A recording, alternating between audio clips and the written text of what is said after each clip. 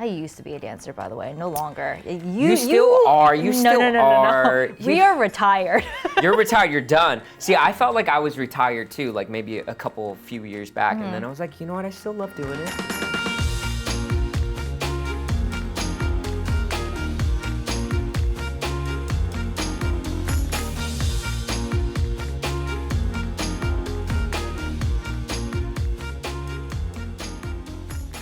What's up, Miki?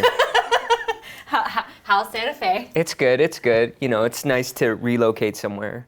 I feel like nice. when you work somewhere else, it feels more like you're working, or at least for me. Oh yeah, totally. Like, cause whenever I'm working in LA, it's just like, oh, it's not. I just get out of bed and then I just go to set. But when I'm like somewhere else, it feels like, oh, okay, I'm like doing something. I'm working. I'm almost the opposite now, where because I travel so much for work, that it almost is a luxury for me to actually roll out of my bed and drive to like a lot in LA.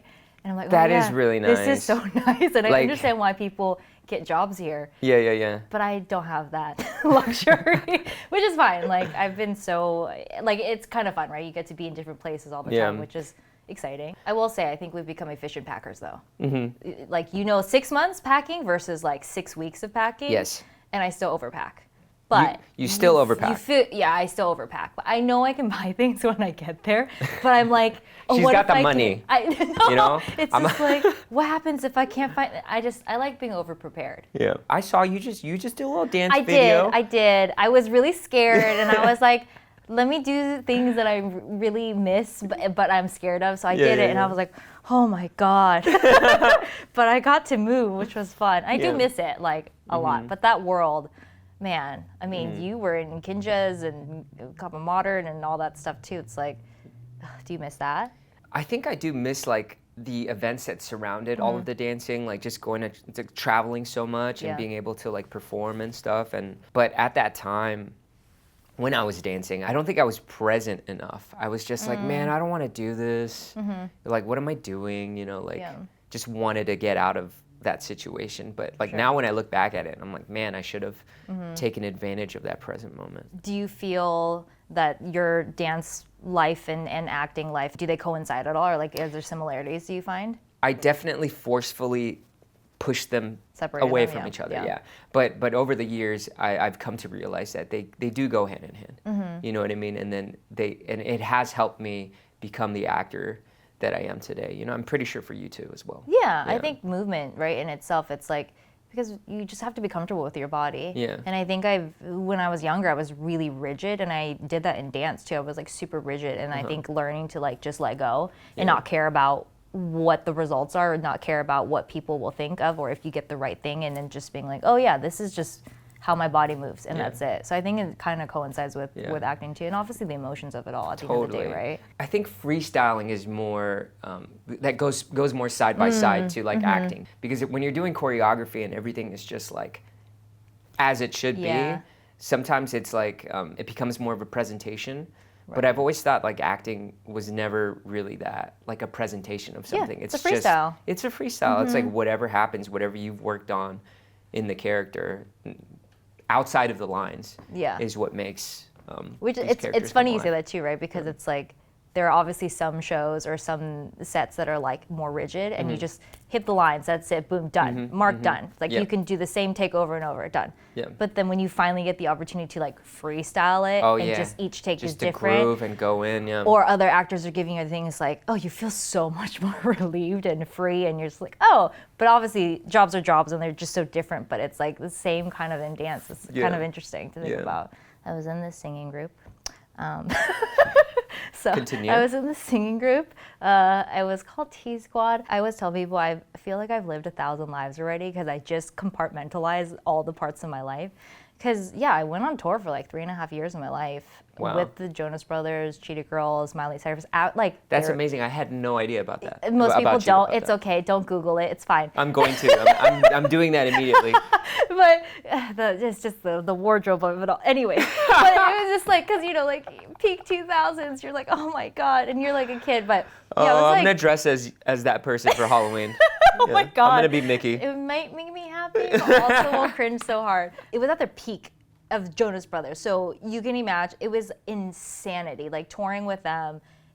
girls like just crying, screaming all the time. Like I performed in front of like 50,000 people, 30,000 people, like stadiums, convention centers. I did like all of that, which is really hectic to remember. Yeah, did the tour bus, did the flying, did all of those things. Did a bunch of like theme songs. How old were you then? It was like 13 through 17. Okay. And I disbanded the group. Wait, what happened? What's the drama? No, I quit. Okay. I essentially quit, and I just was not happy. And I think maybe because I was the oldest, I could just see more of what was happening on the business side of it. Yeah. I just was really depressed. And I just went to my mom, and I was, because she had to be there because I was a minor still, and I just told her, I was like, look, I'd rather take care of myself than continue this, and I don't think this is going to be a good path for me. And so it was really hard because obviously for, at the time and the momentum of stuff, right? Like you don't want to do that, but I just knew for myself if I continued, I would be, at the end of it would not be good for me. How's your show going? It's going really good. I think I was a little apprehensive to take the role at first because the character has an accent. I realized that watching the trailer the other day. Yeah, I was going to ask you, how do you feel about that? It takes place in the 1870s, and so it's just like, at first I thought, just as an Asian American actor, having to jump into an accent like that, you're always afraid, like, man, people, am I sending my people back? And especially in Asian accent, people just look down upon it. Even in the Asian American community too, sometimes it's like, I would never do an accent. But I think, as long as it services his story. Yes, I right? totally agree. And I thought it would be a cool opportunity to, make the accent cool. Give it some soul. Yeah. I remember you booked something recently because, or maybe it's not recent anymore, but I remember reading a script. It was like that vampire. Oh, did you read it? I did read it because I went out for one of the parts. And I was like, man, whoever gets this part, it's such an awesome role. Yeah. It's amazing. Did you shoot it already? Or? Yeah, I Don't Want to Drink Your Blood Anymore. Yes. Yeah, I shot that earlier this year. How was that? Man, one, it's kind of crazy to be like, wow, this is my first lead, but also because I feel like I should have been doing this so much sooner. But also, I took so much pride and joy in like, it was like, how do I emphasize this? It was just so much. I felt like I had a lot of weight on my shoulders to bring that character to life. And the story itself is, you read the script, but it's about a one-fanged, agoraphobic vampire who lives in this house. It's so cool. And it takes place over 50 years, and you just see, she's the inner struggle that everyone's trying to make her into this monster that she doesn't want to become.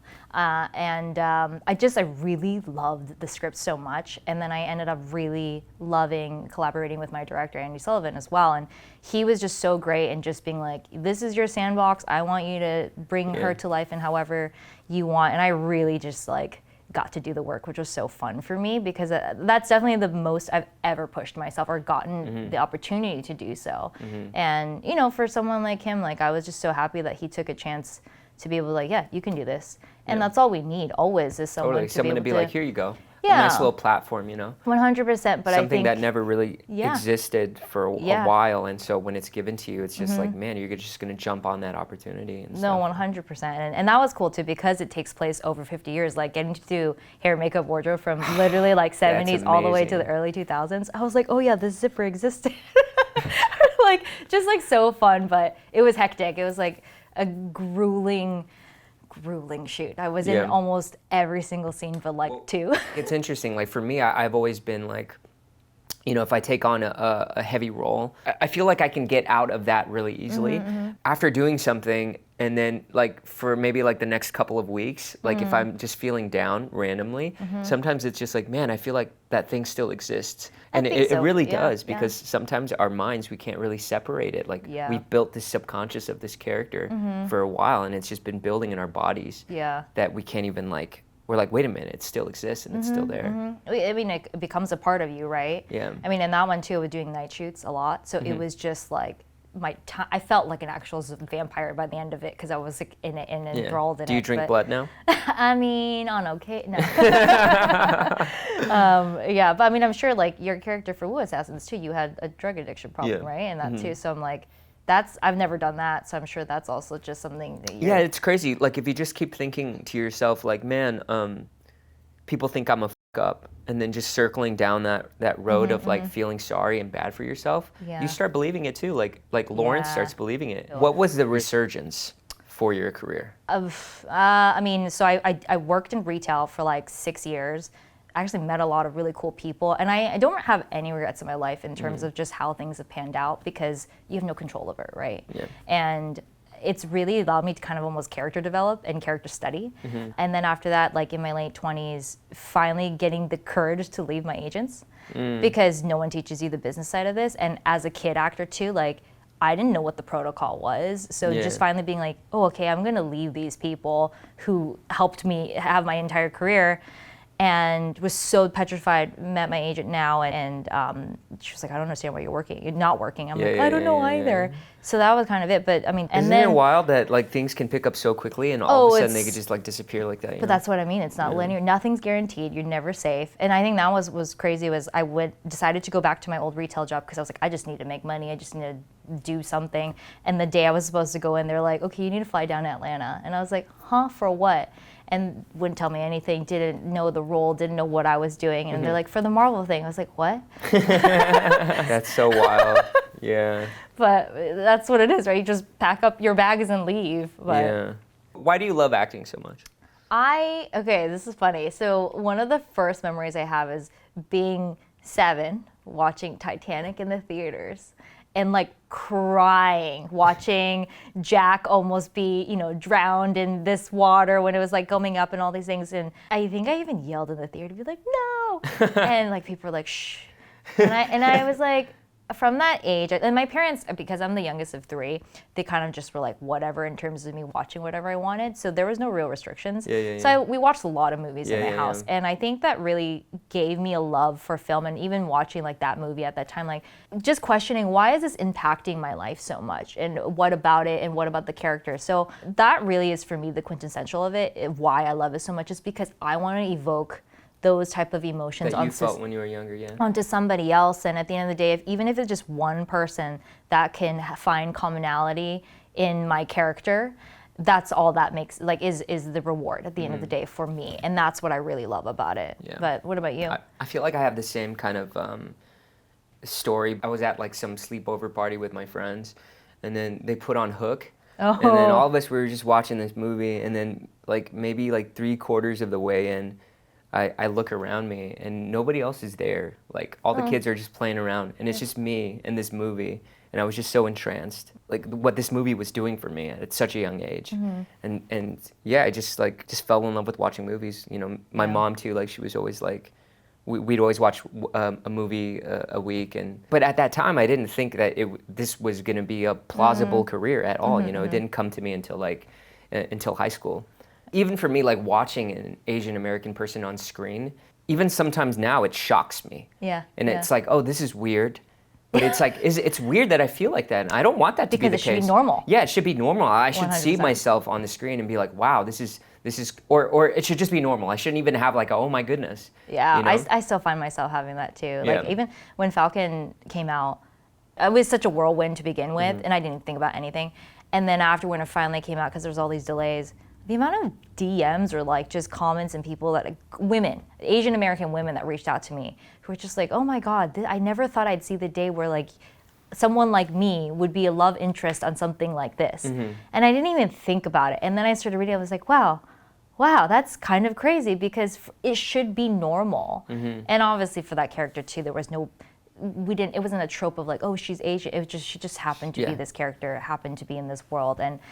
And I was like, oh yeah, we should be here already. And I think it's still making its way, but and also honestly, the end of the day, think about what I love about acting. It's like, it's so cool what we do.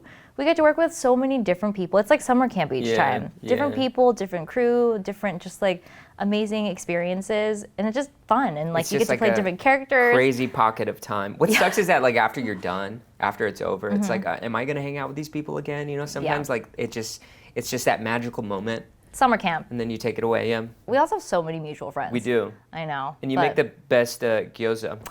Thank you. That was a hobby of mine during pandemic. So I was literally slanging gyozas out of my house. And I'd make like hundreds at a time. That was awesome. And I remember you came to pick It's like, why is Lawrence here? All pandemic tists are like, you over there, I'm over here. So funny. I gotta come over. You gotta make me stuff. Oh, anytime. But that's why working with other Asian people is so fun. Yeah. Because No, that it definitely experience is. I mean, Wu was as I'm sure you got to experience. It was just awesome. Just like Family. getting together and then like having hot pot all the time. You just don't do that in other kinds of sets. Well, hopefully we can work together one day. Oh, too. we have to. Yeah, I think it'll happen. I'm putting it into the universe. It's gonna happen. It's happening.